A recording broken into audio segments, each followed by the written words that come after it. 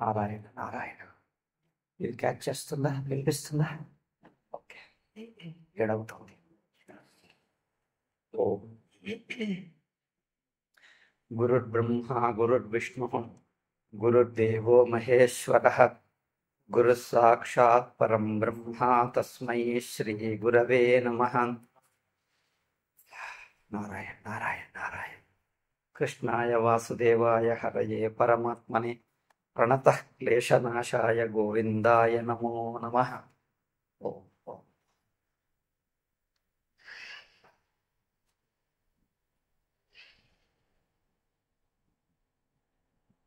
పొద్దున ఏం చెప్పాం? ప్రయోజన బుద్ధి, ప్రతీతి. సంసారం ఈ రెండు స్థాయిల్లో ఉన్నది.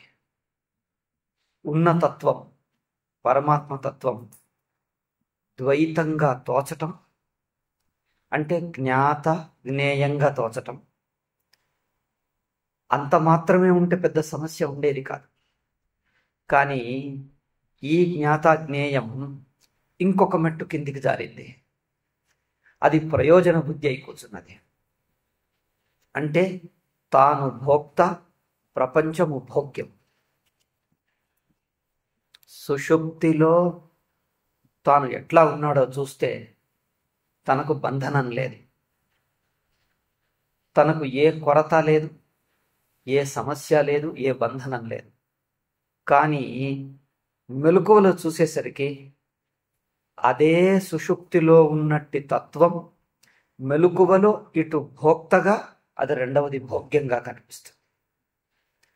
భోక్తగా కనిపిస్తుంది అంటే సుషుప్తిలో ఎట్లా సర్వ కోరికల రహితంగాను అన్ని సమస్యలు బంధనాల రహితంగా ఉన్న నేను, ఏ కొరత లేనట్టి తాను మెలకువలో ఒక కొరత ఉన్న వ్యక్తిగా కనిపిస్తున్నాను. ఏదో ఒక కొరత అంటే నేను పరిపూర్ణం కాను అని ఇక్కడ అనిపిస్తుంది. నేను పరిపూర్ణం కాను అంటే పరిపూర్ణం నేను తప్ప ఇంకేదో కావాలి, అంతేగా? పరిపూర్ణం ఆనందం నేను తప్ప, నేను కాకుండా ఇంకెక్కడో ఉండాలి. ఎక్కడ ఉంది తెలియదు. అందుకోసం బయట ఎదురు చూస్తూ ఉన్నాడు, అన్వేషిస్తూ ఉన్నాడు, వెతుకుతూ ఉన్నాడు మనిషి. బయట ఎందుకు వెతుకుతున్నాడు మరి? ఆనందం కావలసింది తనలోనే ఎందుకు వెతుకొద్దు? బయట ఎందుకు వెతుకుతున్నాం? తనలోనే వెతుక్కోవచ్చుగా. ఎందుకంటే తాను ఆనందం కాదు అనే ఒక భ్రమ ఉంది, ఒక గట్టి భ్రమ. భ్రమనే గట్టి అని, భ్రమనే భ్రమ, గట్టి అని ఏమన్నాను, ఉన్నదే భ్రమ. తాను ఆనందం కాననేసరికి తనలో ఎందుకు వెతుకుతాడు? ఆ కావలసిన ఆనందం ఎక్కడో అక్కడుంది అంటాడు. ఎక్కడో బయట. ఎక్కడ బయట తెలియదు. బయట అంటే అర్థం తాను తప్ప ఇంకెక్కడో, ఎక్కడన్నా బయట ఉండాలి. ఎందుకు? తానే ఆనందం అయితే బయట వెతకాల్సిన అవసరం లేదు. సుషుప్తిలో తనకు ఆ కొరత లేకుండే నిశ్చింతగా ఆనందంగా నిండుగా ఉన్నాడు. ఆ నిండుతనం లేదని తానేను కొరత కలవాడయ్యాడు. తాను కొరత అయ్యేసరికి ఆ కొరత నింపుకునేది, పరిపూర్ణం కావలసింది ఇంకెక్కడో ఉంది, బయట ఉంది. ఆ బయట ఎక్కడో తెలియక బయట వెతుకుతూ ఉన్నాడు. ఇది స్వాభావిక అధ్యాస. ఇగో ఇది ప్రతీతిలో ఉన్నది. ఏమిటి? తనను బ్రహ్మ కాదనటం, కావలసిన బ్రహ్మ ఇంకెక్కడో ఉందనటం. ఇది మొదటి అధ్యాస, ప్రతీతి. ఇక రెండవ అధ్యాస, ఆ రెండవది నాకు కావలసింది బయట అనేది అందరు జీవులకు సామాన్యం, అవునా? అందరు జీవులకు తాను బ్రహ్మ కాదని, కావలసిందేదో ఇంకెక్కడో ఉందని సామాన్యది.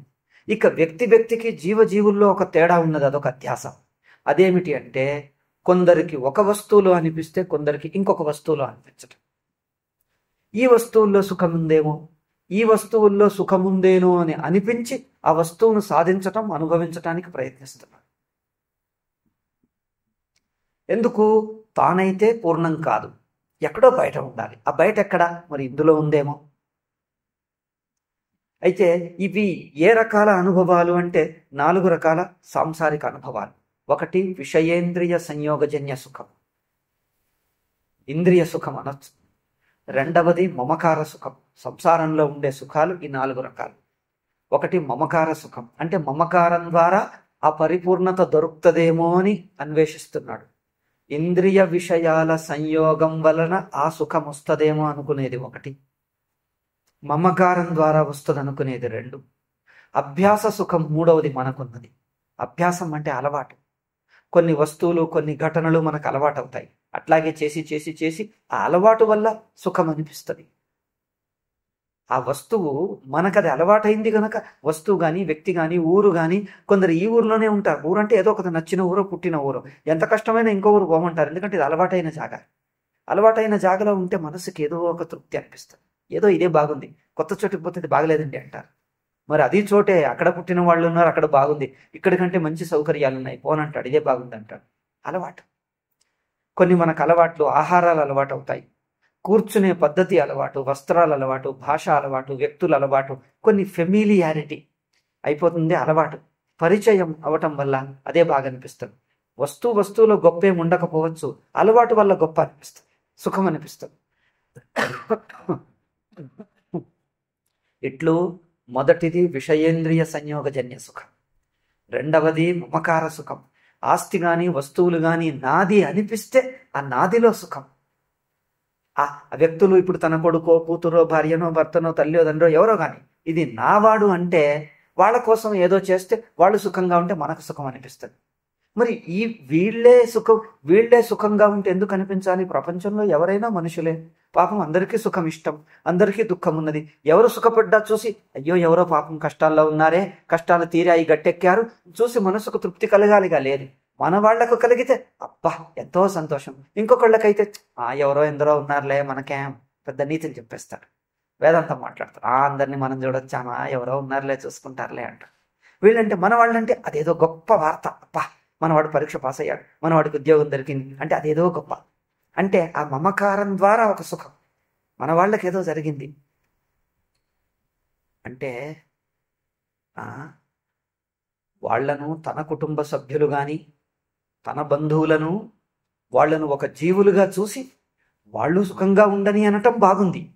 చూడండి, వాళ్ళు జీవులే, వాళ్ళని ఎందుకు ఇబ్బంది పెట్టాలి? మన వాళ్ళైనంత మాత్రాన వాళ్ళని ఇబ్బంది పెట్టాలా?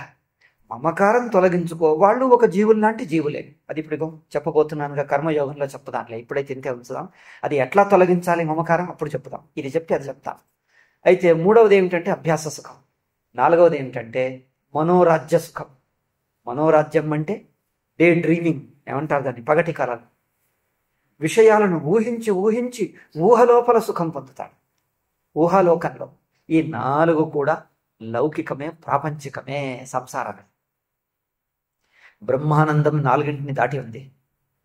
అయితే మనిషి తాను బ్రహ్మ తాను ఆనందం కాదన్నప్పుడు బయట ఉండాలి. బయట ఎక్కడ ఏదో ఒక వస్తువు చూస్తాడు, ఇందులో ఉందేమో అనుకుంటాడు, దాన్ని సాధించడానికి ప్రయత్నం. ఒక వ్యక్తి ఒక దాంట్లో ఉందనుకుంటే ఇంకో వ్యక్తి ఇంకో దాంట్లో ఉందనుకుంటాడు. అధికారము, డబ్బు, భోగం, పరిచయాలు ఏమో రకరకాలుగా ఉంటాయి. అయితే ఆ వస్తువుల్లో సుఖం ఉన్నదని అధ్యారోపిస్తాడు, ఉందని ఒక భావన, ఒక భ్రమ. ఇది ఒక అధ్యాస. ఒకటి జీవభావమే అధ్యాస, రెండవది జీవుడిగా ఉంటూ విషయాలలో సుఖదాయకత్వ బుద్ధి, ఇందులో సుఖం ఉన్నది, దీనివల్ల నాకు సుఖం వస్తుంది అన్న ఒక భ్రమ.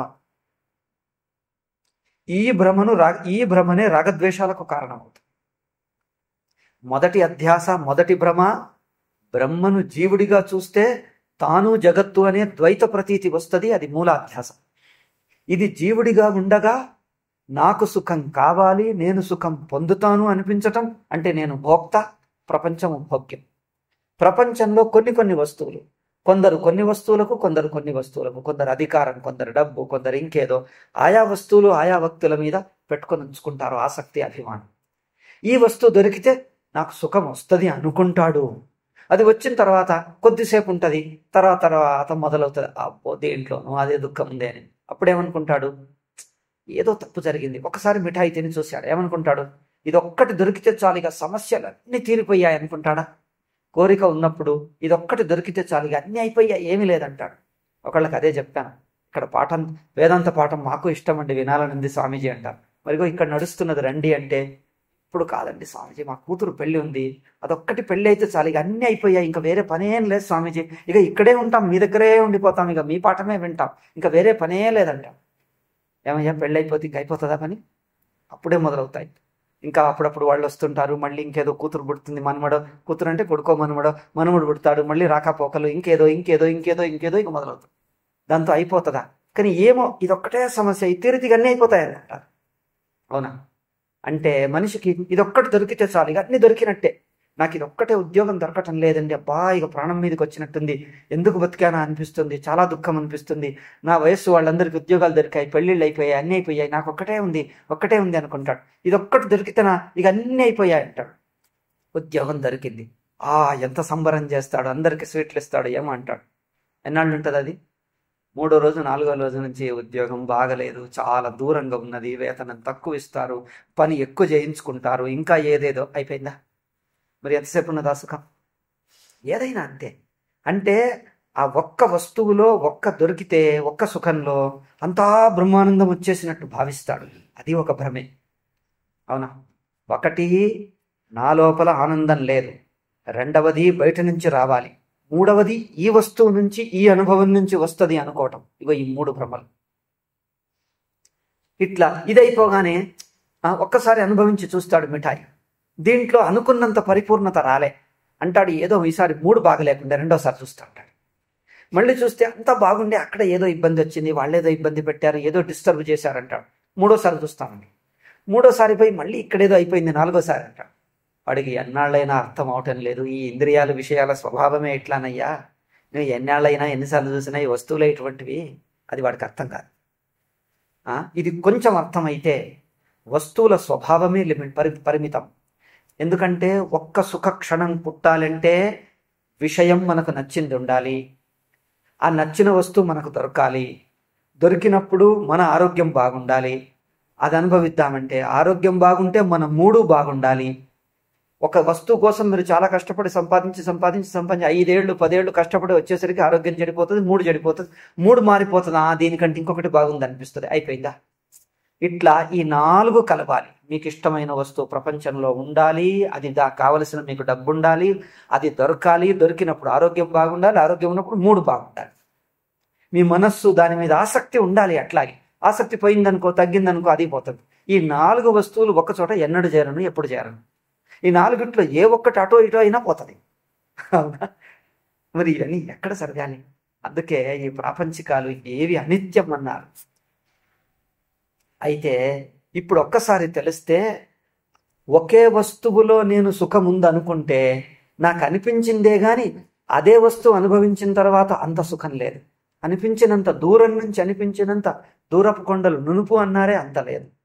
ఇంకోటి ఏమిటి అంటే, అదే వస్తువు సుఖకరం అయితే మరి ఇంకొకళ్ళకి ఎందుకు లేదు, ఇంకొకళ్ళకి అనిపించటం లేదు. అంటే నేను ఈ వస్తువులో ఏదో లేనిపోనిది అతిగా ఆశ పెంచుకొని పెట్టుకున్నాను. ఇగో ఇది అధ్యాస చేసి పెట్టాను. ఈ వస్తువుల యందు, ఒక వస్తువునందు, ఒక పదార్థమందు, ఒక రూపము, ఒక ఘటన, ఒక దేని అందో అతిగా ఆసక్తి పెంచుకొని ఉంటే ఆ వస్తువే మిథ్య అంటే ఎవడో నమ్మడు, ఎంత చెప్పినా. అవునా? ఆ వస్తువు నిజమనిపిస్తుంది. దేని మీద నీకు ఆశ ఉన్నదో అది ఒట్టిది అంటే వింటాడా? అమ్మో అది ఎంత విలువైంది అంటాడు. ఆ విలువ బుద్ధి తొలగాలి. దుఃఖం కలిగిస్తే ద్వేషం ఉంటుంది. దాని ద్వేషం అంటే అనేకం ఉంటుంది. ఎక్కువ ద్వేషం లేకున్నా మనస్సులో ముందున్న పూజ్యభావం, సానుభూతి తరిగిపోతుంది. ముందున్నంత ఆ సానుభూతి ఉండదు, ముందున్నంత ఆ దయ, ఆ కరుణ, ఆ పూజ్యభావం ఉండదు. ఏదో కొంచెం పై మాట్లాడి నమస్కారం అంటే నమస్కారం, బాగున్నారంటే మళ్ళీ వెళ్ళిపోతాడు. ఎక్కువ మాట్లాడాడు, ఎందుకంటే పోయింది, మనస్సు పోయింది, ముందున్నంత లేదు. అంటే ద్వేషం అంటే పూర్ణ ద్వేషమే ఉండనక్కర్లే, కొంచెమైనా తగ్గుతుంది. ఇట్లా ఒక వస్తువు మీద ద్వేషం ఎందుకు?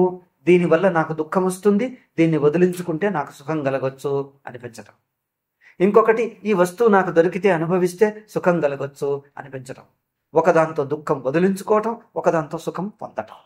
ఇవి చూస్తున్న నామరూప పదార్థాలన్నిటిలో కొన్ని విశిష్టమయ్యాయి, కొన్ని ఎక్కువ ముఖ్యమయ్యాయి, కొన్ని ఎక్కువ విలువైనవి, కొన్ని తక్కువ విలువైనవి. ఈ ఎక్కువ తక్కువ విలువలుగా చూస్తే వస్తువులను నామరూపాలుగా చూడటంలే, నామరూపాలకు రూపాలకు గుణాలకు విలువ అంటగట్టాడు. వస్తువుకు రెండు విలువలు ఉంటాయి. ఒకటి డబ్బుంది, డబ్బుకు ప్రాపంచిక విలువ ఉన్నది, దానివల్ల కొన్ని వస్తువులు కొనొచ్చు. అది బయటి విలువ. బయటి విలువ అంటే ప్రాపంచికమైన వాస్తవికమైన ఏమనాలి వాస్తవిక విలువ. మరి మానసిక విలువ అంటే నేనిచ్చిన విలువ ఒకటి ఉన్నది. నేనంటే ఏమిటి? డబ్బు దొరికితే అబ్బా అందరికంటే నేను కొంచెం ఎక్కువైపోయాను. ఇగో ఇది నీవు మానసికంగా ఇచ్చిన, తన తరఫు నుంచి ఇచ్చిన విలువ. వస్తువు ఉపయోగపడేదేమో ఉపయోగ విలువ. ఉపయోగ విలువ కంటే నేను మనస్సులో దాన్ని ఎక్కువ ఇష్టమైందిగా చూడటం, ప్రీతిగా చూడటం, ఆసక్తిగా చూడటం, నాది అనిపించుకోవటం, అది మానసిక విలువ. మనం ఇచ్చిన రాగద్వేషపు విలువ. వస్తువేమో ఇప్పుడు నీళ్లు తాగితే దాహం తీరుతుంది, అన్నం తింటే ఆకలి తీరుతుంది అనేది ప్రకృతి సిద్ధంగా భగవంతుడు ఏర్పరిచిన విలువ, భగవంతుడు ఏర్పరిచిన ప్రయోజనం. అది సమస్య కాదు.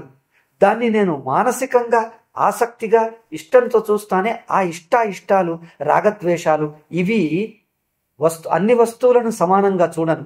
కొన్ని వస్తువులు ఎక్కువ ఇష్టం నా మనస్సులో, ఈ వ్యక్తులు, ఈ వస్తువులు, ఈ దేశం, ఈ కాలం, ఈ భాష, వీటికి నా మనస్సులో ఎక్కువ స్థానం ఉంటుంది. మిగిలినవి కొన్ని పోన్లే అంటాడు. ఎవరన్నా కనిపిస్తామో వీళ్ళు నాకు కావలసిన వాళ్ళు, ఇది మన వాళ్ళు, వీళ్ళంటే ఎక్కువ ఇష్టం, వీళ్ళంటే తక్కువ ఇష్టం, ఈ వస్తువు అంటే ఎక్కువ ఇష్టం. అంటే వస్తువులను నా మనస్సులో సమానంగా చూడటంలే, నా తరఫు నుంచి నాకు నచ్చితే ఆ నచ్చటం వల్ల ఒక ప్రీతిని, ఒక ఆసక్తిని ఎక్కువగా చేసి దాని మీద వేసి చూస్తున్నాను.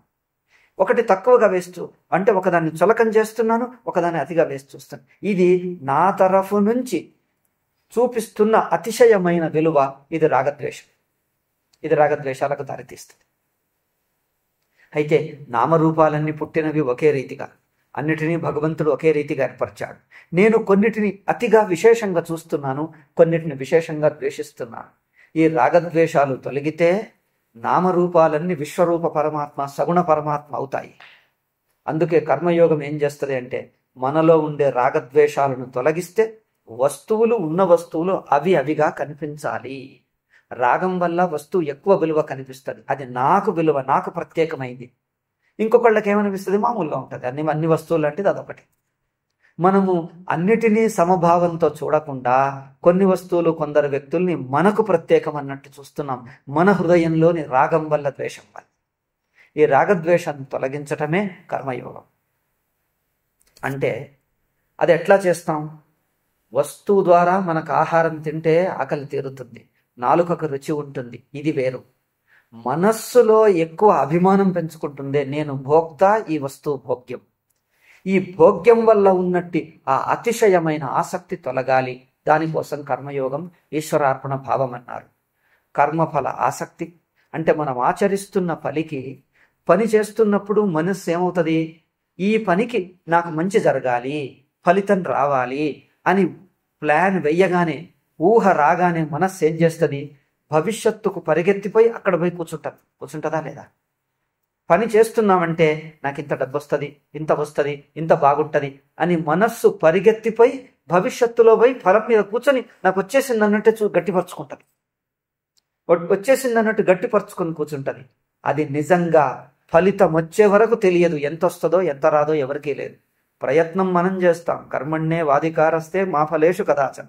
కర్మ మన చేస్తాం, ఫలం మాత్రం భగవంతుడిస్తాం. మనం పూర్వకర్మ ప్రకారం, ప్రకృతి నియమాల ప్రకారం ఎంత ఫలం వస్తుందో తెలియదు.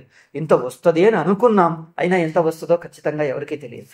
అయితే మొదలే మనస్సు గట్టిపరుచుకుందే, అది ఆసక్తి. గట్టిపరచటం వల్ల ఏమవుతుంది? ఒకటి దోషం, సగం మనస్సు ముందు పోయి కూర్చొని పరిగెత్తి అక్కడ కూర్చుంటుంది, అంతా అయిపోయినట్టే భావిస్తుంది. పని చేస్తుంటే పనిలో ఉండదు, సగం మనస్సే ఉంటుంది, సగం ముందుకెళ్ళిపోయింది. రెండవ సమస్య ఏమిటంటే ఫలం వచ్చేదాకా ఆగదు గనక, మొదలే గట్టిపరుచుకుంటుంది గనక ఫలితం వచ్చేసరికి అనుకున్న దానికంటే కింద మీద అయ్యేసరికి షాక్ అవుతాడు. అనుకున్న దానికి ఎక్కువైతే ఆశ్చర్యపోయానంటాడు, అతిగా పొంగిపోతాడు. అనుకున్న దానికి తక్కువైతే అయ్యో నేను ఇట్లా అవుతుంది అనుకోలేదు, అయ్యో ఇట్లా అంటాడు అనుకోలేదు, ఇట్లా చేస్తాడు అనుకోలేదు, షాక్ అయిపోతాడు, బాధపడతాడు. అంటే అనుకున్న దానికంటే ఎక్కువే జరిగితే పొంగిపోయి కంట్రోల్ లేకుండా అయిపోతాడు, తక్కువైపోతే బాధపడిపోతాడు. అంటాడు హర్షం విషాదం. ఈ హర్ష విషాదాలు మనస్సును వికారం చేసేస్తాయి. వస్తుతత్వాన్ని ఉన్నదున్నట్లుగా చూడనివ్వవు. అందుకని రాగద్వేషాల వల్ల హర్ష విషాదాలు వస్తాయి. హర్ష విషాదాలు తగ్గితే మనస్సు ప్రసన్నమవుతుంది. ప్రసన్నమైతే వస్తువును ఉన్నదున్నట్టుగా చూడటానికి యోగ్యమవుతుంది, తత్వ విచారానికి యోగ్యమవుతుంది. లేకపోతే తత్వ విచారం చెయ్యలేదు. అందుకని ఏం చెయ్యాలంటే ప్రకృతిలోని నామరూపాలు జగత్తంతయు పరమాత్మనే, సగుణ పరమాత్మ. ఈ పంచభూతాలు, నామరూపాలు, మనుష్యులు, ఇది అంతయు ఆయన చేసిందే. పరమాత్మనే ఏర్పరిచింది అంటే పరమాత్మనే ఆయా జగద్రూపకంగా తోస్తూ ఉన్నాడు. అయితే మనం ఏం చేస్తాం? అన్నీ పరమాత్మ రూపాలైతే, అందరూ మనుష్యులు ఆయన రూపాలే అయితే, కొన్నిటిని మాత్రం మనవిగా ఎక్కువ పెట్టుకొని ఆసక్తి, కొన్నిటిని ద్వేషించేసరికి పరమాత్మ రూపాలను పూజ్య భావంతో చూడటం లేదు. ఒక వస్తువును భోగ్యంగా చూస్తే దాన్ని పూజ్యంగా చూడం. అవునా? ఒక వస్తువును, వ్యక్తిని, దేన్నైనా, ఆస్తిని కానీ భోగ్యంగా, భోగ్యం అంటే అర్థం ఏమిటి? ఆ వస్తువుకి ఏమవుతుంది, వ్యక్తికి ఏమవుతుంది చూడం. ఆ వ్యక్తి వల్ల నాకు సౌఖ్యం కలుగుతుందా అనేదే చూస్తాం. అవునా? నా అవసరాలకు నాకు అది పని చెయ్యాలి, నా పనులు సరిగ్గా చూడాలి, అంతే. ఈ భోగ్యంలో ఆ వ్యక్తి మీద మనకేం కనికరము, దయ ఉండదు. నాకు సరిగ్గా చూస్తున్నాడా, నాకు అవుతున్నదా అని చూస్తాడు. నాకు ఏదైనా కొత్త చేస్తే తిడతాడు, కొత్త పెడతాడు, ఏం చేస్తాడు, నువ్వేం చేస్తావు, అట్లా చేస్తాడు, నేను ఉద్యోగం నుంచి తీసేస్తామని బెదిరిస్తాడు. అంటే ఏమిటి? వ్యక్తి తన అవసరమునే చూసుకుంటే అది భోగ్యమైంది వస్తువు. అయితే మనం తింటున్న, ఉదాహరణకు ఆహారమే తీసుకున్నాం, కుర్చీలు, మనం వాడుతున్న వస్తువులను మనకు భోగ్యంగా చూస్తున్నానే కానీ ఈ వస్తువు, ఇప్పుడు ఆహారం చూడండి, అన్నం తింటున్నాం, మనకు రుచిగా ఉంది అని ఆహా బాగుంది అంటున్నామే కానీ ఈ వస్తువును రుచిగా చేసిన వాడు, ఆ రుచి అనేది ఎవరు? అది భగవంతుడి విభూతే.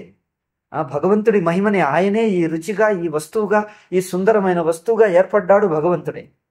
అయితే ఆ వస్తువును మనం పూజ్యంగా చూడకుండా మన ఇంద్రియాలకు, మన మనస్సుకు ఏ విధంగా అంటే భోగ సుఖాన్ని అందిస్తున్నదో అటువంటి భోగ్యంగా చూస్తున్నాం. చూసేసరికి ఆ వస్తువు మీద మనకేం పూజ్య భావం ఉండదు, చులకన భావమే ఉంటుంది. మరి కర్మయోగం ఏం చేస్తుంది? ఆ వస్తువును నా భోగ్యంగా చూడదు. నేను భోక్త, అది భోగ్యం. అట్లా కాకుండా అది భగవంతుడిచ్చిన ప్రసాదంగా తీసుకుంటుంది. ప్రసాదం అన్నప్పుడు ఇప్పుడు మందిరానికి పోతే ప్రసాదం ఇస్తారు. ప్రసాదం చక్కెర పొంగలి ఉండొచ్చు, నాలుకకు రుచి ఉండొచ్చు, కానీ అక్కడ పోయి తింటే ఆహా ఎంత బాగున్నది అని ఎవరన్నా అంటారా? మీకేదో పండగకో, పెళ్లికో, ఎక్కడికో పోతే వంటకం బాగుంటే ఆహా రుచిగా ఉన్నది అంటారు. ప్రసాదం రుచిగా ఉన్నా ఇది రుచి అని అనడు. ఇది భగవంతుడు అనుగ్రహంగా మన మీది అనుగ్రహంతో, ప్రేమతో అందించింది. అందులో నాలుక రుచిని ఆస్వాదించే కంటే భగవంతుడి అనుగ్రహాన్ని హృదయంతో ఆస్వాదిస్తాడు. ఇంద్రియంతో ఆస్వాదించేది భోగం, నాలుకతో ఆస్వాదించేది భోగం, హృదయంతో స్వీకరించేది అనుగ్రహం. అనుగ్రహాన్ని స్వీకరిస్తే నేను ధన్యుణ్ణయ్యాను, యో భగవంతుడి దయ, ఈ దయకు నేను పాత్రుణ్ణయ్యాను, నేను ధన్యుణ్ణి అని హృదయం కరిగిపోతాడు. అందులో అభిమానం కరగటం వల్ల కలిగిన ఆనందం వేరు, నాలుకకు రుచి దొరకటం వల్ల కలిగిన సుఖం వేరు. ఇది భోక్త సుఖం, అది భోక్త కరిగిపోగా వచ్చిన సుఖం. రెండిట్లో తేడా ఉందా? ఈ భోగ సుఖం రాజసం, ఆ సుఖం సాత్వికం. ఎక్కడికో వెళ్ళాడు, ఉదాహరణకి ఎవరో ఇంటికి చాలా ఏళ్లకు తన పరిచయస్తులే, అత్యంత సన్నిహితులే, అనుకోకుండా పోయాడు. పోయేసరికి భోజనం చేసి అన్ని చేసుకునే పోయాడు. అనుకోకుండా వాళ్ళ దగ్గరికి పోయి, అయ్యో సరి అయిన సమయంకే వచ్చారండి, ఇక్కడ ఏదో మా ఇంట్లో ఏదో పండగను, లేకపోతే మా అబ్బాయి జన్మదినమే ఉంది, బర్త్డే ఉన్నది, అనుకోకుండా వచ్చారు, చాలా సంతోషం, రండి మిఠాయిలు అవన్నీ తీసుకొస్తారు. ఆయన అంటాడు, తినలేనండి, నేను ఇప్పుడే భోంచేసి వచ్చానంటే, అయ్యయ్యో అట్లా అంటారు ఏమిటండి, ఈరోజు బర్త్డే అంటే, సరే అని కొంచెం తింటాడు. తింటున్నప్పుడు తనకు తినాలని లేదు, కడుపులో ఇంకా నిండిపోయింది రుచి. నాలుక రుచి కోసం తినడు, దేనికోసం తింటాడు? వాళ్ళు పాపం ఎంత ప్రేమతో ఇస్తున్నారు, నేను వద్దంటే వాళ్ళు ఊరుకుంటారు పాపం, కానీ వాళ్ళని మనస్సు నొప్పించటం ఇష్టం లేక వాళ్లకు నేనంటే ఎంత ప్రేమ, ఈ ప్రేమతో ఇస్తుంటే వాళ్ళ ప్రేమనన్నా, వాళ్ళ ప్రేమ కోసం, వాళ్ళ సంతోషం కోసం అన్న తిందాను లేని నాలుక రుచి చూడడు. వాళ్ళ మనస్సుతో వాళ్ళు ఇంత ప్రేమతో ఇస్తున్నారే అని ఆ ప్రేమను ఆస్వాదిస్తూ తింటాడు, కానీ నాలుక రుచి కాదు. ఎందుకంటే తనకు అదేం పెద్ద ఇప్పుడు అవసరం లేదు, ఆకలి తీరిపోయింది. రుచి అని చూడడు. అంటే రుచి కోసం చూడటంలే, తినటం లేదు. వాళ్ళ మంచితనాన్ని, వాళ్ళ ప్రేమను కాదనలేక నేను నిరాకరిస్తే అయ్యో పాపం బాధపడతారే, ఇంత మంచి వాళ్ళని నొప్పిస్తే నా మనసు ఒప్పదు అని సంతోషంగా తింటున్నాడు. అంటే ఇక్కడ ఆ సంతోషం, ప్రేమను ఆస్వాదిస్తున్నాడే కానీ ఒక కృతజ్ఞతతో, ఆరాధన భావంతో, పూజ్య భావంతో వస్తువును ఆస్వాదించటంలే. అట్లాగే మనం ఏది తిన్నా, కుర్చీ మీద కూర్చున్నా నాకు కుర్చీ బాగుంది అంటున్నామా, లేకపోతే భగవంతుడి దయతో, అనుగ్రహంతో మనకి ఈ సౌకర్యాన్ని ఇచ్చాడు. సౌకర్యం శరీరానికి దొరుకుతుంది, స్పర్శేంద్రియానికి సుఖం తెలుస్తుంది. కానీ ఈ సుఖం దొరికిందంటే, ఈ సుఖం నాకు దొరికిందే అని సంబరపడిపోతే అది లౌకిక భోగం అవుతుంది. ఈ సుఖం ఇచ్చిన వాళ్ళకి ఎంత దయ నా మీద, అయ్యో ఈ సౌఖ్యం ఇస్తున్నారంటే ఇస్తున్న భగవంతుడికి ఎంత దయ నా మీద అని ఆ దయను తలుచుకొని కరిగిపోయి ఆ దయను ఆనందిస్తాడు. సౌకర్యం కంటే దయను ఆనందిస్తాడు, ఆయన అనుగ్రహాన్ని ఆనందిస్తాడు. ఈ అనుగ్రహమును ఆనందించటం హృదయపు స్థాయిలో ఉన్నది. నాకు దొరికింది అని విర్రవీగితే అభిమానం అవుతుంది. అభిమానమును సంబరపడడు, అభిమానమును ఆనందించడు, వినయంగా స్వీకరిస్తాడు. భగవంతుడు ఎంత దయ ఇచ్చాడు, ఆయన దయకు నా మీద దయ చూపించాడే, నేను ఈ దయకు తగినవాణ్ణా, నేను అల్పుణ్ణి, జీవుణ్ణి, నేను ఏం గొప్ప పని చేశానని. ఆయన హేతుక దయ, ఆయన దయకు ఇంత పాత్రుణ్ణయ్యానంటే అది నేను ధన్యుణ్ణి అని తాను ధన్యుణ్ణైపోయి ఆ వినయంగా ఆయన అనుగ్రహానికి పాత్రుణ్ణయ్యానే అనే భావనను అందులో ఆనందిస్తాడు. అవునా? ఈ ఆనందానికి ఈ భోగ సుఖానికి తేడా ఉందా? ఆ ఆనందము అంటే మనకు లౌకిక భోగాలన్నిటినీ భగవంతుడి ప్రసాదంగా, అనుగ్రహంగా, దయగా చూస్తే అప్పుడు వస్తువు యొక్క సుఖాన్ని చూడడు, అంటే ఇంద్రియ సుఖాన్ని చూడడు. ఇంద్రియ సుఖం అక్కడ కరిగిపోతుంది. ఇగో ఇది కర్మయోగం అంటే. ఇంద్రియ భోగమునే ఆస్వాదిస్తే అది లౌకిక భోగం అయిపోతుంది. అయితే వస్తువు మనకు సుఖకరమైతే బాగుందంటారు లౌకికులు. కానీ వస్తువులో వచ్చిన సుఖమును చూడకుండా అది భగవంతుడే ఇచ్చాడు. మనం పని చేయకుండా అనుకోకుండా కొన్ని దుఃఖాలు, కొన్ని ఇబ్బందులు కూడా వస్తాయి. దీన్ని కూడా భగవంతుడే ఇచ్చాడు. దుఃఖం అంటే శారీరక అసౌకర్యం. శారీరకంగా ఇంద్రియాలకు సుఖమిచ్చినా భగవంతుడి ప్రసాదంగా చూస్తాడు. దుఃఖమిస్తే సామాన్యంగా కసురుకుంటారు, విసుక్కుంటారు. ఇక్కడికి ఎందుకు వచ్చాను విసుక్కోకుండా మనం ప్రీతితో ఒకడి కోసం కష్టపడాల్సి వస్తే ఏం చేస్తాం? ఎవరో మనకు కావలసిన వాళ్ళు వచ్చారు, కొంచెం చూస్తుంటా నేను అక్కడికి, ఎవరికో ఇంటికి పోతే భిక్షకు వాళ్ళు ఏమేమో ఇబ్బంది పడుతూ ఏదేదో చేస్తారు. అయ్యయ్యో నేను మీకు చాలా ఇబ్బంది పెట్టాను, మీరు ఇవన్నీ ఇంతెందుకు చేస్తున్నారు అంటే, అయ్యో అలా అనకండి, ఇది మాకు ఆనందం. కష్టపడటం కూడా మాకు ఈ జన్మలో అవకాశం దొరుకుతుందా, అందుకోసం ఈ కష్టపడటం కూడా మాకు ఆనందమే అంటాం. అంటే శరీరం కష్టపడుతున్నా అక్కడ ఒక ప్రేమ కోసం, ఒక ఆరాధన భావంతో, పూజ్య భావంతో ఆ కష్టాన్ని మనస్సులో ఒక భగవంతుడు నాకు ఇచ్చిన మంచి అవకాశం. ఎందుకంటే మనిషి అయి పుట్టాక ఏవో కొన్ని కష్టాలు తప్పవు. ఒక ప్రీతితో, మంచితో, మనకు కావలసిన వాడికి సంతోషంగా కష్టపడితే ఏమిటట, కష్టపడమా, ఎలాగో కొన్ని కష్టాలు తప్పవు. అదే మంచిగా పడుతుంటే ఆ కష్టాన్ని కూడా కసురుకోకుండా, నాకెందుకు రావాలి, నాకెందుకు కష్టపడాలి, ఏమో గొణగకుండా, కసురుకోకుండా దాన్ని కూడా ఒక ప్రసాద బుద్ధితో దాన్ని స్వీకరిస్తే ఆ వస్తువు నుంచి నేరుగా నాకొస్తున్న సుఖం గాని, దుఃఖం గాని పక్కన పెట్టి రెండూ ఈశ్వరుడిస్తున్న అనుగ్రహాలుగా స్వీకరిస్తాడు. ఈ కష్టంలోనూ ఏదో మంచి ఉండొచ్చు, నాకేదో మంచి జరుగుతుంది, అందుకే భగవంతుడు ఇచ్చాడు. కష్టాలు ఇచ్చాడంటే ఊరికేనా? వీళ్ళందరూ నిమిత్త మాత్రులు. వీళ్ళ నిమిత్తంగా ఇది వచ్చింది అంటే దీనివల్ల నేనేదో నేర్చుకునేది ఉన్నది. అందుకోసం నేను దీన్ని కసురుకోకుండా ద్వేషభావంతో చూడొద్దు. శరీరంకు నొప్పి కలుగుతుంది, మనస్సులో మాత్రం ద్వేషం రానివ్వడు. మనం మామూలుగా ఏం చేస్తాం, కొంచెం ఇబ్బంది కలగగానే వాళ్ళ మీద కోపం వస్తుంది, ద్వేషం వస్తుంది. ఇబ్బంది శరీరంకు కలుగుతుంది, మనస్సులో మాత్రం రియాక్షన్ రానివ్వడు. అది కర్మయోగం. ద్వేషం రానివ్వడు, కోపం రానివ్వడు.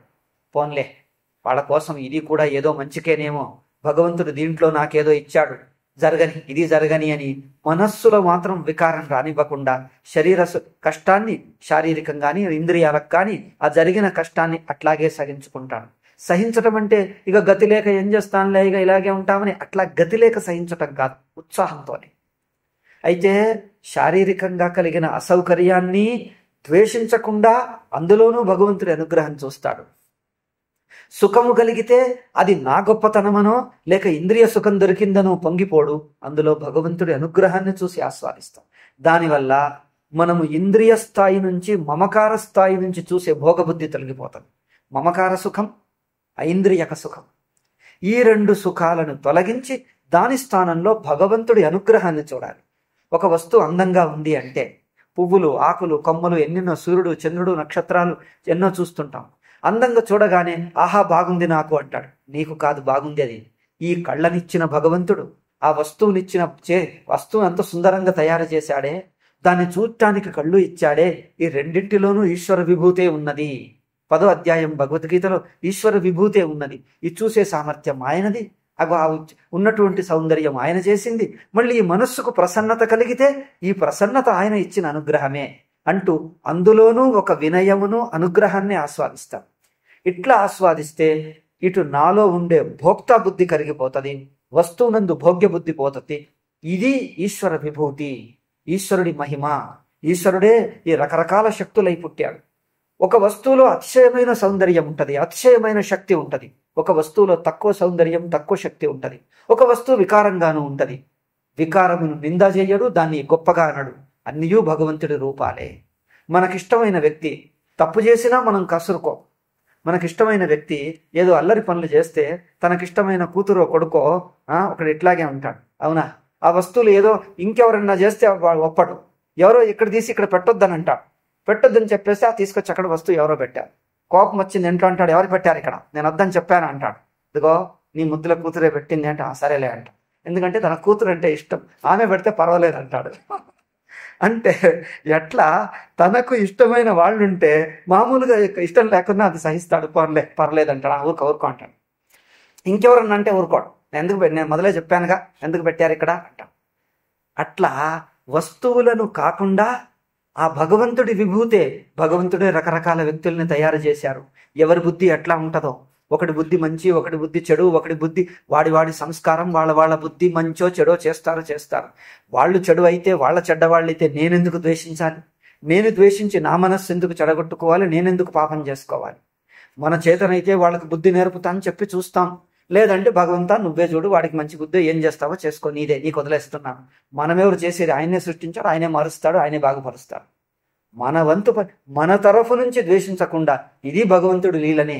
ఇలాంటి ఒకడిని దుష్టుల్ని తయారు చేసి ఇక్కడ పెట్టాడు. నా మనస్సు వికారం అవుతుందా లేదా నేను చూడటానికి, నన్ను పరీక్ష చేయటానికి. అందుకోసం అలాగే ఉండని. ప్రపంచంలో ఎందరో ఉన్నారు, ఎన్నో ఉన్నాయి. అందరినీ మనం సరిదిద్దటానికి పుట్టామా ఏమిటి? మనమెంత ఇంత పెద్ద బ్రహ్మాండంలో జీవుడిగా మన స్థానం ఎంత, మన శక్తి ఎంత, మన తెలివితేటలు ఎంత, మన బుద్ధి ఎంత? మననే మార్చుకోవటం రాదు, ఎంతమందిని మనమేం మారుస్తాం? మన బుద్ధే మారదు, మన మాటే, మన నోరే, మన చేతులు కాళ్లే మనం చెప్పింది వినదు, మన మనస్సే వినదు, ఇంకొకళ్ళు మాత్రం వింటారా? అందుకోసం ఇది భగవంతుడి లీలలో జరగని అని. ఇదంతా భగవంతుడి లీల, భగవంతుడి విభూతి అని చూస్తే ద్వేషంగా నా తరఫు నుంచి ద్వేషించను, నా తరఫు నుంచి దాన్ని ద్వేషించను, దాన్ని చులకన చెయ్యను. ఒక పూజ్య భావంతో చూస్తాం. అప్పుడేమవుతాయి? నామరూపాలన్నీ పూజ్యంగా కనిపిస్తాయి. అన్నీ ఈశ్వర విభూతులే, అన్నీ ఈశ్వరుడు చేసిన శక్తులే. ఈ వస్తువును నాది అనుకున్నానా ఆ వస్తువులోని పూజ్యభావం పోతుంది. అందుకే తన కుటుంబంలో ఉండే భార్య, భర్త, పిల్లలు వీళ్ళందరినీ భగవంతుడే ఇచ్చాడు. నీకు తోడుగా ఉంటాడని ఈ భార్య గాని భర్త గాని ఇచ్చాడు. మీ తోటి సాధకులుగా ఈ జన్మలో కలిసి ఉండండి, ఇగో నా కర్తవ్యం నేను నిర్వహిస్తాను. సుఖం దుఃఖం పంచుకోవటం, కొన్ని కర్తవ్యాలు నిర్వహించటం. ఎవరిని డోంట్ టేక్ ఫర్ గ్రాంటెడ్. వీళ్ళు నా వాళ్ళని, నేను చెప్పింది వినాలని చెప్పకపోతే ఇక్కడ మొదలైంది, ఇది అభిమానం, అహంకారం మొదలైంది. ఇవి కాకుండా రైళ్లలో, బస్సులో కలిసి తోటి ప్రయాణికులు అన్నట్టు ఉంటున్నాం. కొడుకులు కూతుర్లు పుడితే వీళ్ళు నా వాళ్ళు అని అభిమానం అక్కర్లే. ప్రతి జీవుడికి ఎక్కడో జన్మ కలగాలి. భగవంతుడు ఎక్కడెక్కడో జన్మ ఇస్తాడు. అటువంటిది ఈ కుటుంబంలో, నీ కుటుంబంలో, నీ కడుపున జన్మ ఇచ్చాడు. ఇక్కడ లేకపోతే బోలెడంత మంది ఉన్నారు, ఎక్కడో పుడతారు వాళ్ళు. అయితే ఇక్కడ భగవంతుడు నాకు ఒక కర్తవ్యంగా తాను సృష్టిస్తున్న జీవులకు ఈ జీవుడి బాధ్యత నీకు అప్పచెప్పాను. ఈ జీవుడిని కను, పెంచు, విద్యాబుద్ధి, సంస్కారం నేర్పు అని భగవంతుడిచ్చిన కర్తవ్యం. ఆయన సేవగా వీళ్ళని పెంచుతున్నాను. నా వంతు ప్రయత్నం చేస్తాను. వాడు పెరిగి పెద్దవాడై బుద్ధివంతుడవుతాడో, మూర్ఖుడవుతాడో, దుష్టుడవుతాడో, రాక్షసుడవుతాడు, మన చేతిలో లేదు. నా చేతనైనంత మంచి పనిగా సద్భావంతో చేస్తాను. ఇది సేవ. ఆ భగవంతుడు చేస్తున్న సృష్టి కార్యంలో నేను పాలు పంచుకొని నా వంతు పనిచేస్తాను.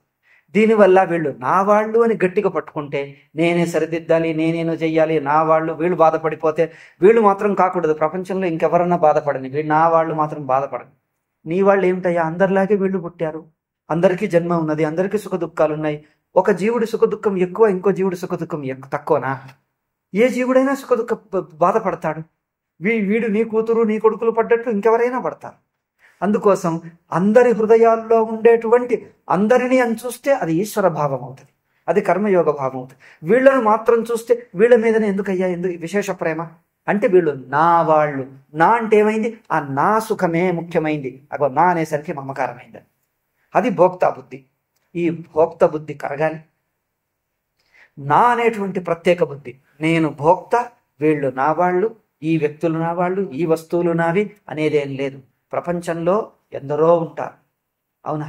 అట్లాగే ఈ జీవులు ఎక్కడో పుట్టాల్సింది ఇక్కడ పుట్టారు, అంతే. భగవంతుడు నాకు ఇక్కడ తోడుగా ఇచ్చారు, వాళ్ళతో పాటు కష్టాలు సుఖాలు పంచుకుంటున్నాను. నా జీవితమును మనుష్య జన్మ, దుర్లభమైన మనుష్య జన్మ సార్థకం చేసుకోవటానికి, ఈ జన్మను సద్వినియోగం చేసుకోవటానికి వీళ్ళు తోడుగా ఉన్నారు. వీళ్ళతో పాటు నేను నేర్చుకుని ముందుకు సాగుతున్నాను. అదే ఆ భావంతో ఉండని. ఎట్లాగైతే ఆశ్రమంలో ఉంటే తోటి సాధకులు అంటారో, వీళ్ళు అట్లాగే నాకు తోటి సాధకులుగా ఉన్నారు. ఇలా భావన ఉంటే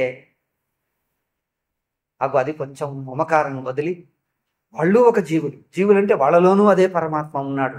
ఆ పరమాత్మ అయితే వాళ్ళు పరమాత్మ యొక్క రూపాలే అని చూడండి, లేకపోతే పరమాత్మ పంపించిన వ్యక్తులు అనే చూడండి. ఒక వ్యక్తి, మీకు కావలసిన వ్యక్తి, ఇగో ఇతనికి చాలా పని ఉందండి ఈ ఊర్లో, పంపించాను, ఇతన్ని కొంచెం చూసుకోండి అంటే చాలు. మీకు కావలసిన వ్యక్తి పంపించాడే, ఆయన్ని గదిలో ఉంచి భోజనం చూసి అని చూసి, ఎందుకంటే ఈయనకి ఏమైనా తక్కువైందంటే మీకు కావలసిన వ్యక్తి బాధపడతాడవునా? ఆ వ్యక్తి కోసం ఈయన్ని బాగా చూసుకుంటారా? ఏదైనా తప్పులున్నా దురలబాట్లున్నా పోన్లే, ఒక 2 రోజులు కదా సహించుకుందాం పోన్లే అంటాడు, అవునా? ఎందుకు? మీకు కావలసిన వ్యక్తి పంపించాడు, ఈయనకి ఏమైనా అయిందంటే ఆయన బాధపడతాడు, అందుకని బుద్ధులేని అట్లాగే సహిస్తాం. అట్లాగే మనకు కావలసిన భగవంతుడు పంపించిన వాళ్ళు, వీళ్ళని నేను అలా అకారణంగా నేను పర్సనల్లీ సంబంధాలు పెట్టుకొని, సంబంధం అంటే పర్సనల్ ద్వేషం, పర్సనల్ రాగం నేనెందుకు పెట్టుకోవటం? వాళ్ళ స్వభావాలు, వాళ్ళ సంస్కారాలు, అందరినీ బలవంతంగా మారుస్తామా మనం? నా వ్యక్తిగత భావాలను వాళ్ళ మీద రుద్దటం ఎందుకు? అందుకోసం మన తరఫున మంచి పనిని సర్వే జనా సుఖినో భవంతు అనే భావం చేత అందరూ సుఖంగా ఉండని. కాకపోతే అందరికీ నేను సేవ చెయ్యలేను కనుక కొందరిని బాధ్యత అప్పచెప్పాడు ఈ కుటుంబంలో, వీళ్ళను మాత్రం నేను చూస్తాను. అంతేగాని వీళ్ళు నాకు ప్రత్యేకమని ఏమీ లేదు, అందరి జీవుల్లాగా వీళ్ళు జీవులే. కాకపోతే అందరినీ అందరూ చూడరాదు గనక, చూడొస్తుందా? శరీరం మనది అల్పం, అందరినీ వీలు పడదు కనుక కొందరిని ఆ బాధ్యత అప్పచెప్పి ఈ కుటుంబ సభ్యులు వీళ్ళను మాత్రం చూడు అని ఇచ్చాడు. కనుక ఇది భగవంతుడు ఇచ్చిన కార్యం, ఆయన కోసం చేస్తూ ఉన్నాను. ఇట్లా ఈ భావంతో చూడాలి గాని, అంతేగాని నా కొడుకు మీద ఇంత ఖర్చు పెడుతున్నాను, వీడు పెద్దవాడయ్యాక ఇంజనీర్ అవుతాడు, వీడు డాక్టర్ అవుతాడు, నాకు మళ్ళీ ఇంత తెచ్చి పెడతాడు, ఇంత లంచం తెచ్చి పెడతాడు అని మొదలే ఒక పెట్టుబడిలాగా పెడితే అది మాత్రం కర్మయోగం కాదు, అవునా? ఇక్కడ లేదేమో సిటీ వాళ్ళు అట్లాగే పెడతారు, కొడుకుల మీద పెట్టుబడి అని చూస్తారు వాళ్ళు. మళ్ళీ నా కొడుకు నేను ఇంత ఖర్చు పెట్టా, ఇంత చేసినా చూడు వాడు ఏం చేశాడు, ఇంజనీర్ కాలే, అటు తిరిగాడు, అక్కడికి పోయాడు, ఇక్కడికి పోయాడు, ఏదో ఉద్యమాల్లో చేరాడు, ఏమో చేశాడు, చేయలేదు అందుకోసం అంటే వాడి మీద కోపం వచ్చేస్తాం. అంటే నీ వంతు ప్రయత్నం మంచి కోసం చెయ్యి. ఎవరెట్లున్నారో ఎక్కడ ఏముందో తెలియదు, ప్రతీది నా మీదనే పెట్టుకొని నీ భావాలు, నీ రాగద్వేషాలు ఇంపోజ్ చెయ్యకు, ఇతరుల మీద రుద్దకు బలవంతంగా. ఇగో ఇది డిటాచ్మెంట్, ఇగో ఇది అనాసక్తి, ఇగో ఇది కర్మయోగం, ఇది నిస్వార్థ భావం. కనుక నేను పనులు చేస్తూ ఉంటే నా వంతు ప్రయత్నం చేస్తున్నాను, ఫలం ఎంత వస్తుందో తెలియదు, వచ్చేదాకా వేచి చూద్దాం. మొదలే గట్టిపరుచుకుంటే మనస్సు తర్వాత ఫలం వచ్చిన తర్వాత ఎక్కువైతే పొంగుతుంది, తక్కువైతే కదిలిపోతుంది.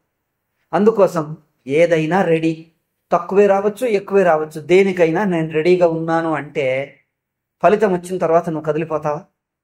కదిలిపో. మనసు వెంటనే కోలుకుంటుంది, మళ్ళీ రెడీగా ఉంటుంది.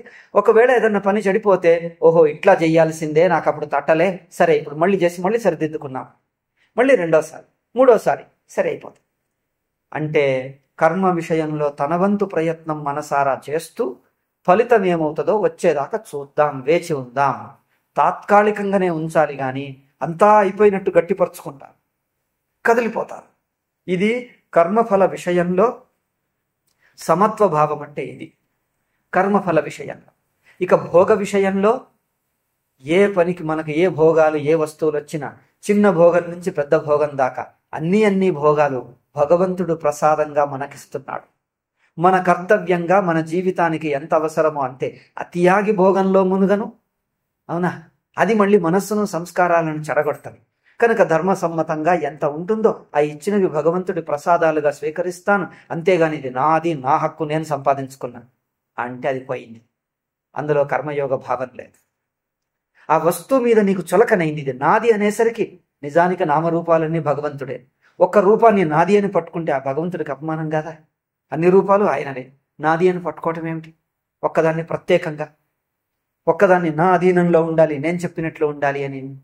అన్ని రూపాలు ఆయన అయినప్పుడు ఆయా రూపాలను ఆయా రీతిగా వాడుకోవటానికి నియమాలు ఏర్పరిచాడు. ఇలా వాడుకుంటే తప్పు లేదు అని. ఏ వస్తువుల్ని ఎలా వాడాలో ఆయన ఇచ్చిన కర్తవ్యం, ఆయన ఆజ్ఞకు అనుగుణంగానే ఉపయోగిస్తున్నాం. అంతకు మించి చేస్తే అది వస్తువును, వ్యక్తిని అవమానించినట్టు అవుతుంది. అట్లా వస్తువుల వ్యక్తుల్లో సంబంధాలు కూడా వైయక్తిక మోహ సంబంధాలు, భోగ సంబంధాలు, అభిమాన సంబంధాలు. అభిమానం అంటే మమకారం. ఈ 3 రకంగా కాకుండా అవి భగవంతుడి ఆజ్ఞారూప సంబంధాలు, భగవంతుడి సేవారూప సంబంధాలుగా చూడటం, భోగాలను భగవంతుడి ప్రసాదంగా చూడటం, కర్మలనేమో కర్మ ఫలాలను భగవంతుడే ఇచ్చినటువంటి, ఎక్కడున్నాడు? సర్వవ్యాపకుడు, సృష్టి స్థితి లయకర్త. బంగారం ఏ విధంగా ఆభరణంలో అంతటా ఉందో, ఈ సృష్టికి కారకుడైన చైతన్య రూపుడు అన్నిట్లోనూ అన్ని రామరూపాల్లోనూ ఉన్నాడు. ఇట్లా ఈ రూపం ఆయనే ఈ రూపం ధరించి తోస్తున్నాడు. మరి నేను ఏ రూపాన్ని చులకం చేయాలి? అన్ని రూపాలు ఆయనే ధరిస్తే.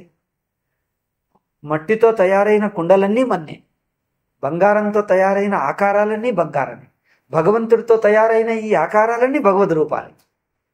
అందుకోసం దేన్ని చులకం చెయ్యకుండా, దేన్ని అగౌరవపరచకుండా, మమకారము భోగాన్ని పెట్టకుండా అలా చూస్తే ఏమవుతుంది? రాగద్వేషాలుంటేనేమో ఇది నాకు ఎక్కువ ఇష్టం, ఇది తక్కువ ఇష్టం, ఇది ద్వేషం అనేవాడు. ఇప్పుడు రాగద్వేషాలు తొలగి వాటి స్థానంలో ఏమవుతుంది? ఇవి అన్నీ ఆ భగవంతుడి రూపాలే అనటం వల్ల ఒక పూజ్య భావం కలుగుతుంది. ఈ పూజ్య భావంలో సగుణ రూపం, సగుణ పరమాత్మ అవటం వల్ల సమత్వ బుద్ధి వస్తుంది. దేంట్లో? వస్తువులన్నీ ఈశ్వర రూపాలే, ఈశ్వరుడి అధీనాలే, ఆయన ఏర్పరిచినవి, ఆయనే ఈ రూపాలుగా ఉన్నాడు అనే భావంలో నీ వైయక్తిక సంబంధము, వైయక్తిక ప్రయోజన బుద్ధి కరిగిపోతుంది. భగవంతుడి రూపాలుగా సమం. భగవంతుడి రూపాలుగా ఒకటి ఎక్కువ చేయొచ్చు, తక్కువ చేయొచ్చు, అది ఆయన ఇష్టం. ఆయన ఎట్లా చేసుకున్నా ఆయనదే.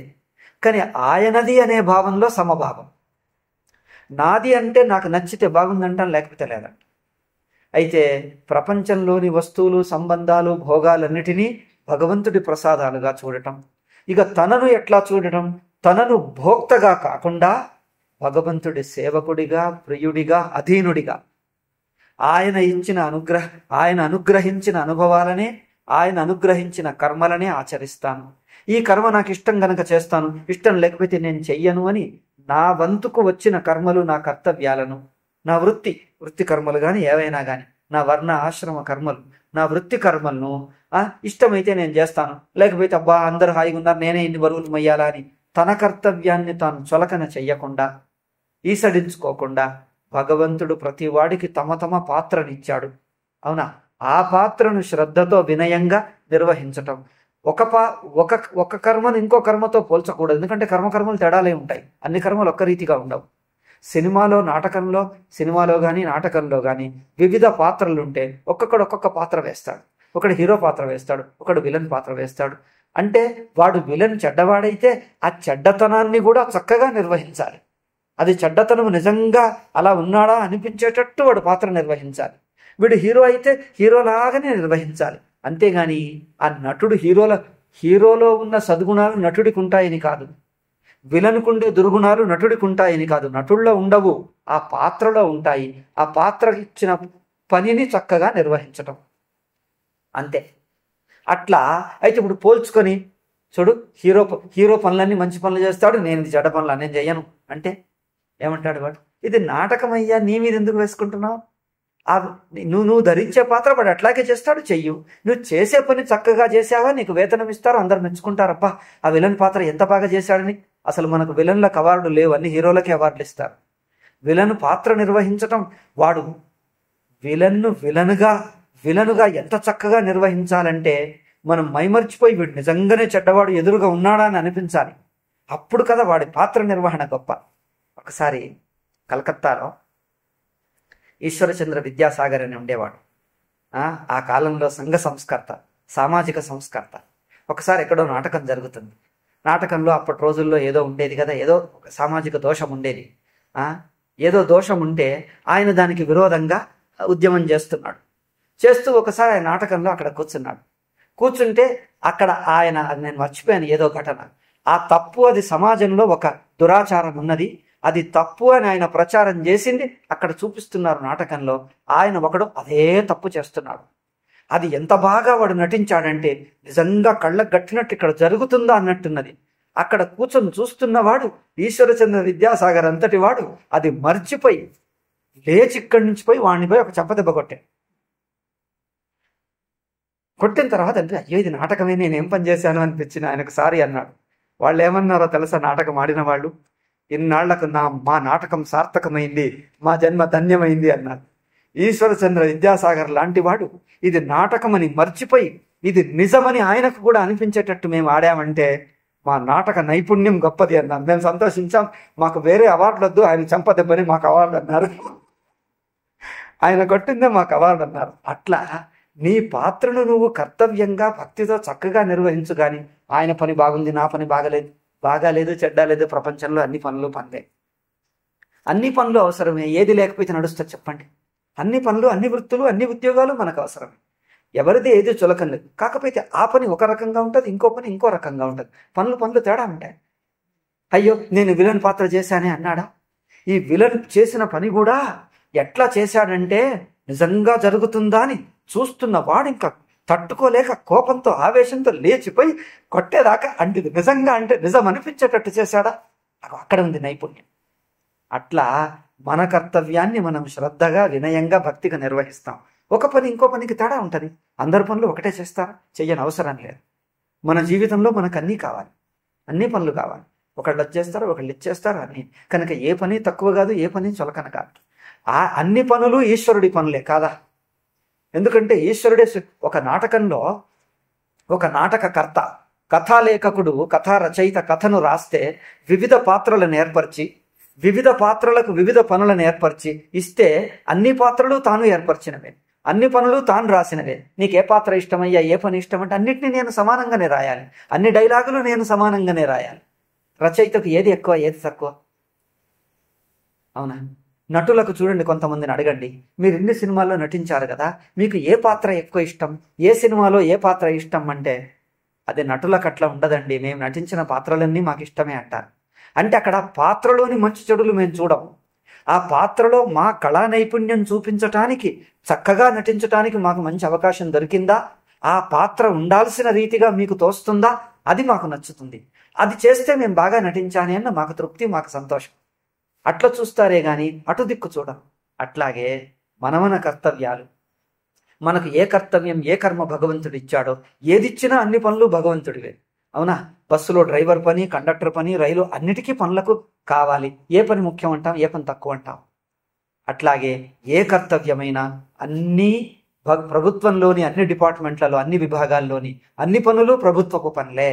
అట్లాగే ఈ సృష్టిలో జరిగే నువ్వు నేను మనం చేసే పనులన్నీ ఈశ్వరుడి పనులే. అయితే ఆయా పాత్రను తాత్కాలికంగా మనం ధరించి ఆ ఈశ్వరుడి యొక్క ఒక పాత్రనే ఈశ్వరుడిలో అవయవం అవుతున్నాం. మన పాత్ర నిర్వహిస్తున్నామంటే ఈశ్వరుడే ఇంత పెద్ద నాటక రంగం పెట్టుకొని పాత్రలన్నీ తయారు చేసుకుంటే ఆ పాత్ర మనం నిర్వహిస్తే ఆయన కాలో చెయ్యో మనం అవుతున్నాం. మనమందరం మీ పాత్రలు, మీది నాది, మన పాత్రలన్నీ ఆయనలో ఉంటున్న అవయవాలే. ఏ అవయవము మనకు తక్కువ కాదు, అన్ని అవయవాలు ఈశ్వరుడికి ఇష్టం.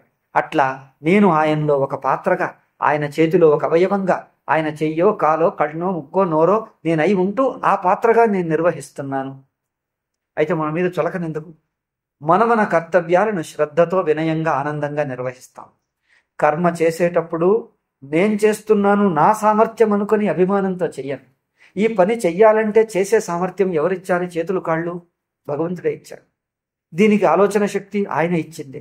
కంటితో చూసే శక్తి, చేతితో చేసే శక్తి, ఈ పనులు.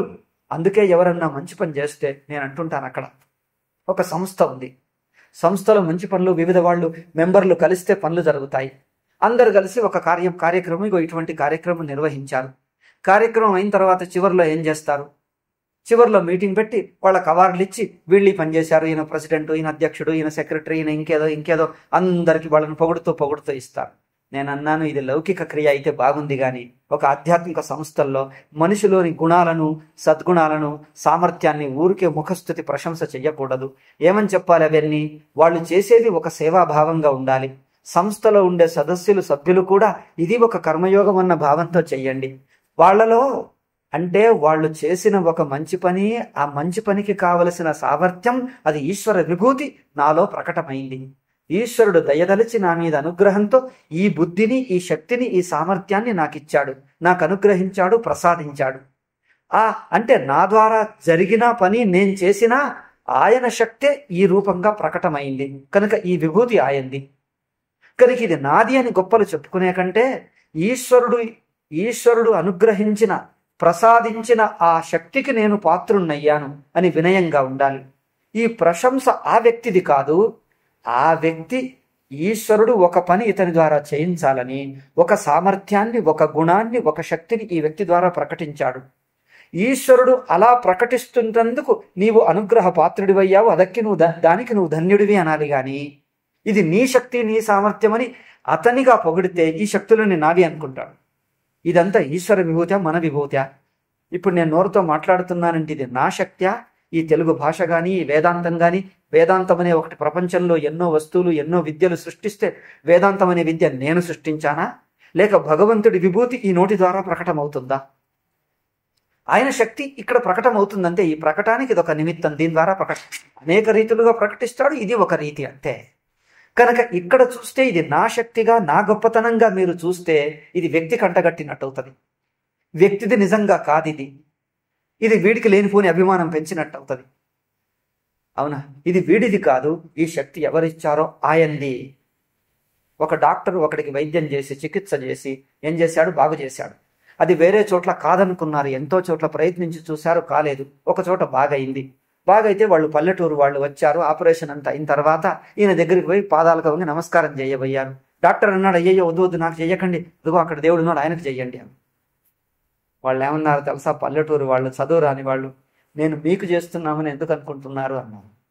మీకు ఏ దేవుడు ఈ శక్తిని, ఈ బుద్ధిని ఇచ్చాడో మేము ఆయనకు చేస్తున్నామన్నాడు.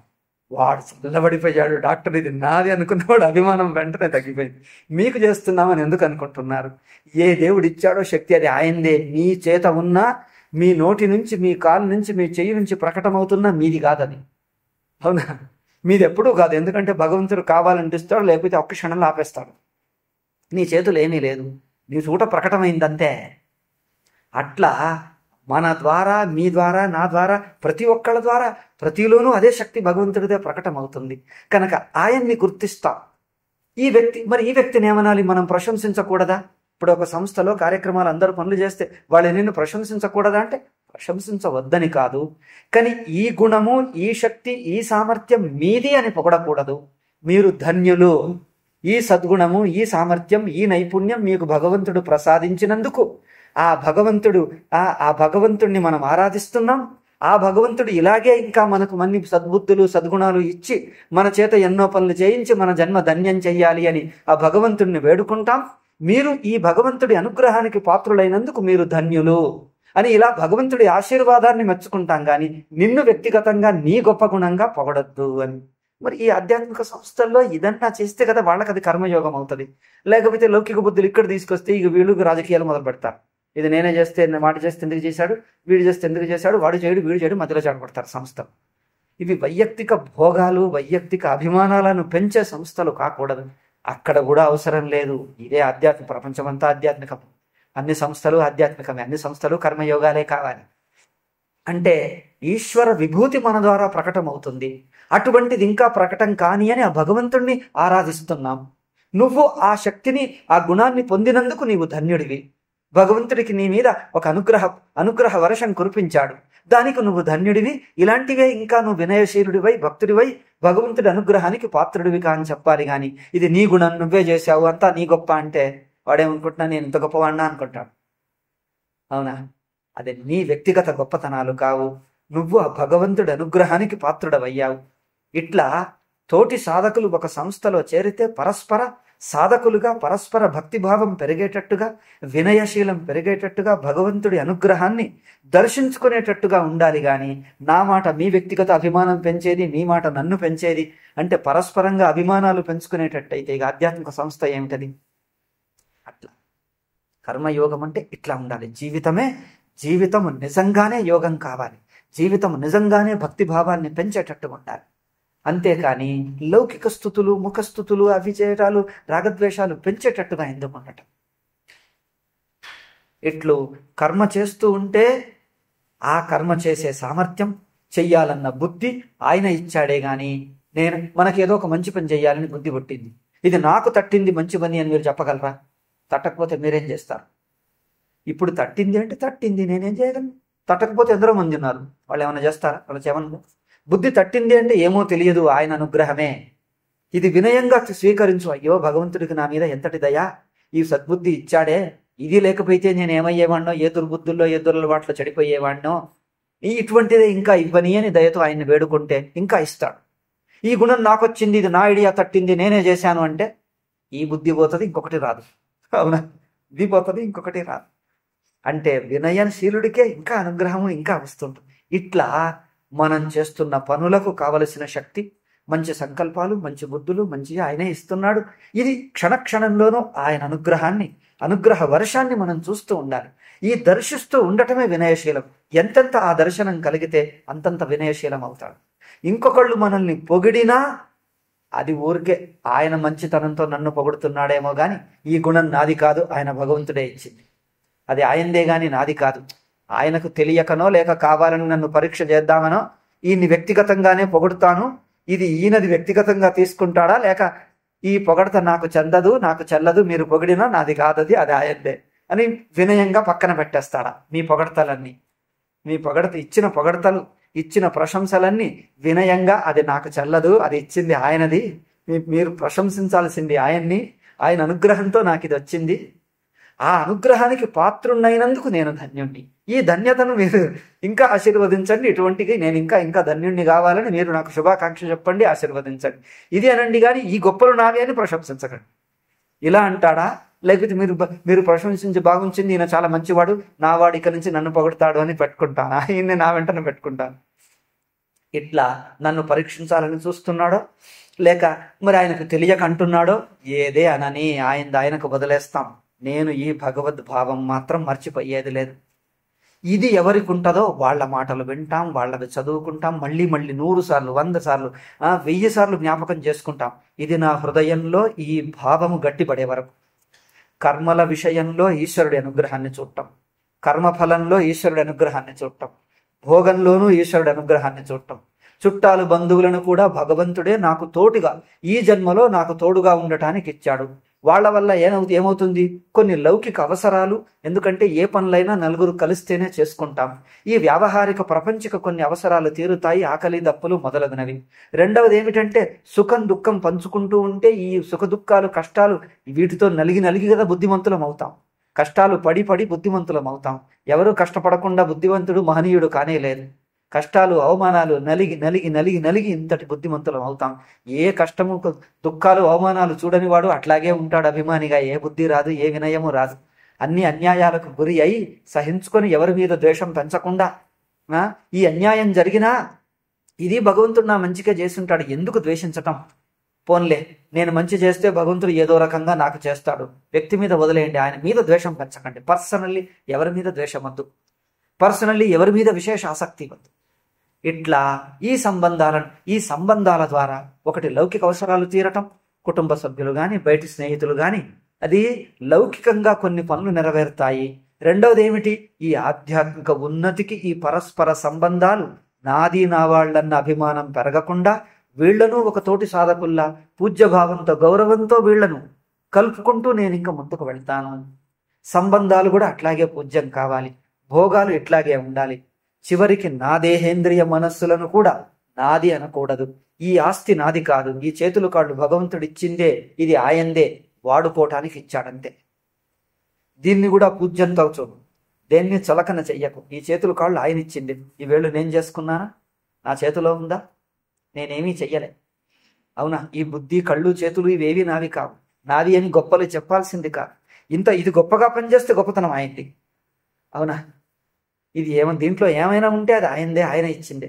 కనుక ఇందులోనూ ఈ శరీరం కూడా ఇది నాదై ఉండే కంటే భగవంతుడి అధీనంలో ఉండి ఆయన చెప్పు చేతుల్లో ఆయనకు సేవకుగా ఆయనదిగా ఉంటే నా భారం తగ్గుతుంది, నాకు తేలికవుతుంది. అందుకోసం ఆయనకే అప్పచెప్పటం.